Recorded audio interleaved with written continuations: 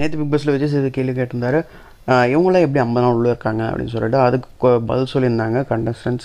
Parvati, Ramya, Arora, Sandra, Divya இவங்க எல்லாரோட பேரை சொல்லியிருந்தாங்க. விஜய் சேது கேள்வி கேட்டிருந்தார், நாமினேஷன் டிஸ்கஸ் பண்ணி ஓட் போட்டிங்கல்ல அதை பற்றி கேட்டிருந்தாரு. பார்வதி, பிரஜன்ஸ், திவ்யா, சாண்ட்ரா, அப்புறம் கனி, விக்ரம் இவங்க எல்லாரும் வந்து டிஸ்கஸ் பண்ணி வந்து ஓட் போட்டாங்க அப்படின்னு சொல்லியிருந்தாங்க.